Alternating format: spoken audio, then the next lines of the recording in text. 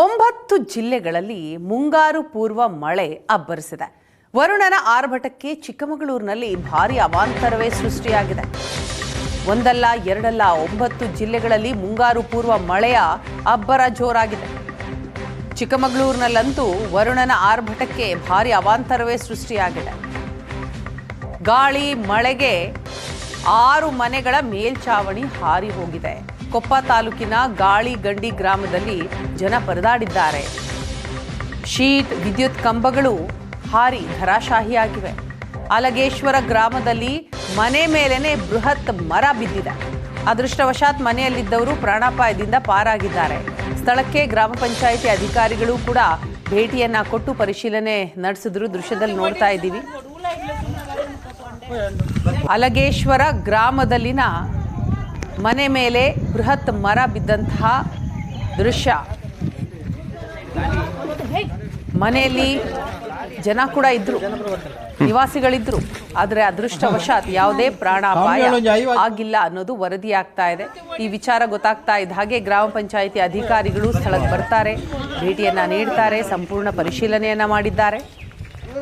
ಮುಂದಿನ ದಿನಗಳಲ್ಲಿ ನಿಮಗೆ ಸಹಾಯ ಮಾಡ್ತೀವಿ ಅಂತ ಭರವಸೆಯನ್ನ ಕೊಟ್ಟು ಹೋಗಿದ್ದಾರೆ.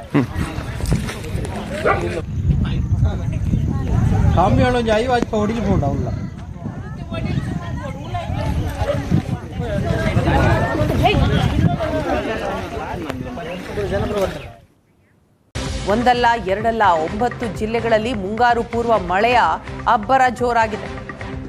ಚಿಕ್ಕಮಗಳೂರಿನಲ್ಲಂತೂ ವರುಣನ ಆರ್ಭಟಕ್ಕೆ ಭಾರೀ ಅವಾಂತರವೇ ಸೃಷ್ಟಿಯಾಗಿದೆ. ಗಾಳಿ ಮಳೆಗೆ 6 ಮನೆಗಳ ಮೇಲ್ಛಾವಣಿ ಹಾರಿ ಹೋಗಿದೆ. ಕೊಪ್ಪ ತಾಲೂಕಿನ ಗಾಳಿಗಂಡಿ ಗ್ರಾಮದಲ್ಲಿ ಜನ ಪರದಾಡಿದ್ದಾರೆ. ಶೀಟ್ ವಿದ್ಯುತ್ ಕಂಬಗಳು ಹಾರಿ ಧರಾಶಾಹಿಯಾಗಿವೆ.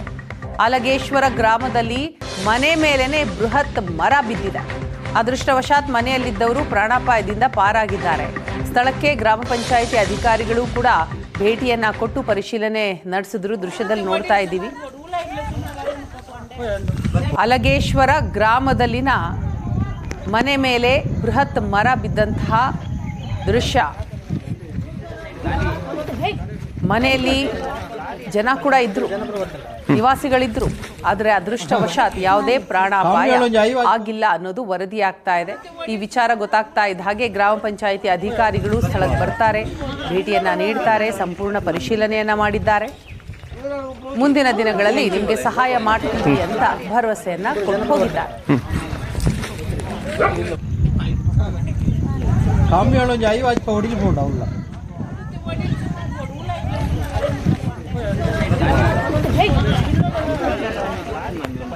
ಜನಪ್ರವರ್ತನೆ